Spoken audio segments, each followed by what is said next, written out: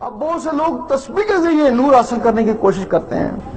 اب یہ تسبیح کی ٹک ٹک ہے، اس کے بغیر بھی تو اللہ اللہ کر سکتے ہیں نا. اس ٹک ٹک کے ساتھ اللہ اللہ کیوں کرتے ہیں؟ جب اللہ اللہ کا اس ٹک ٹک کے ساتھ ٹکراؤ ہوتا ہے تو پھر وہ نور بنتا ہے. لیکن تسبیح رولنے والوں کو بھی نہیں پتا نا. 101 دفعہ مسلسل اللہ اللہ ہو تو معمولی سی نور کی چنگاری اٹھتی ہے. تو یہ 10-15 دفعہ اللہ اللہ کرتے ہیں، اس کے بعد پوچھتے ہیں بھائی کیا حال خیریت ہے، اور تسلسل تو ٹوٹ گیا نا. اللہ اس سے بہتر تھا کہ تو بغیر اس تسبیح کے، بغیر ہاتھوں کو ٹکانے کے تو اللہ اللہ کرتا رہتا نا. اب جو تسبیح سے نور بنتا ہے تو وہ انگلیوں میں نا، اندر وہ بھی نہیں جاتا ہے نا. تو وہاں تو یہ شرط ہے جس کے دل میں نور ہوگا. یہ انگلی سے بھی پڑھنے والا مسلمان ہے، زبان سے پڑھنے والا بھی وہ بھی مسلمان ہے، اور سانس سے پڑھنے والا وہ بھی مسلمان ہے، اور خفی والا بھی مسلمان ہے. اس کے آگے پہ امت شروع ہوتی ہے. اللہ جس طرح یہ تسبیح ٹک ٹک کرتی ہے، اسی طرح تیرے اندر بھی ٹک ٹک ہو رہی ہے. تیرے اندر بھی ٹک ٹک ہو رہی ہے.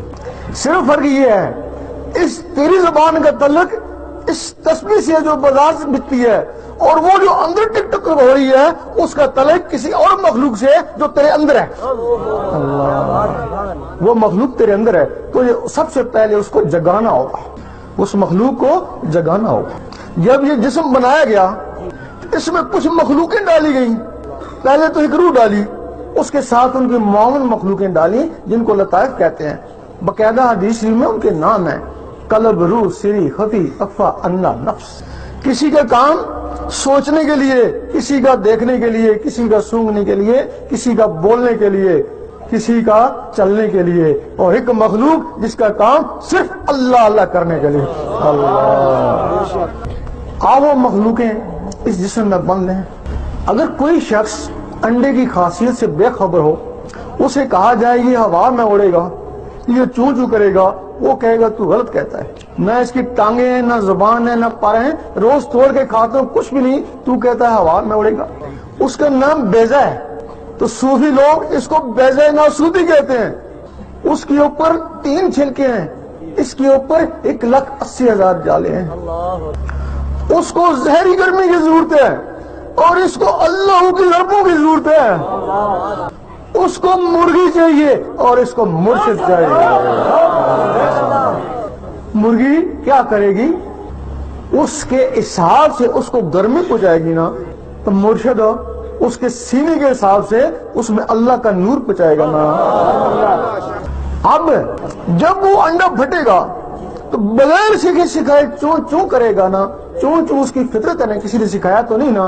اور جب یہ پھٹے گا تو بغیر سیکھے سکھائے اللہ اللہ کرے گا نا. اللہ اللہ اس کی فطرت ہے. اب تم نے کہا کہ تیری تسبیح وہ ہے، تم نہیں کرے، وہ تمہارے اندر مخلوق جاگ اٹھی، وہ اللہ اللہ کری ہے نا. اب تم نے کہا کہ تیری تسبیح یہ ہے، تو اس کے ساتھ اللہ اللہ ملا. اب اس کے ساتھ پھر اللہ اللہ مرنا شروع ہو گئی. دل کی دھڑکن کے ساتھ جب رگڑا لگا اللہ اللہ کا تو پھر اندر نور بننا شروع ہو گیا نا. جب وہ نور بننا شروع ہو گیا تو پھر وہ نور باہر نہیں گیا، انگلیوں میں نہیں گیا، وہ نور سیدھا خون میں گیا. جب خون میں گیا تو خون سے پھر وہ نسوں میں چلا گیا، پھر نسوں سے تمہاری روح تک پہنچ گیا نا. جب روح تک پہنچ گیا تو روح اللہ اللہ پکارنا شروع کر دی نا. پھر تم مر بھی گئے تو اللہ اللہ ہوتی رہے گی. کچھ لوگوں نے ہم کو کہا، اللہ قسم، انہوں نے کہا کہ ہم حافظ لطیف کی دربار پہ جاتے ہیں، ہم کو وہاں سے اللہ اللہ کی آوازیں آتی ہیں. قبر میں جائیں گے تو پھر وہاں بھی اللہ اللہ نا، تو یوم محشر میں جائے گا تو وہاں بھی اللہ اللہ نا.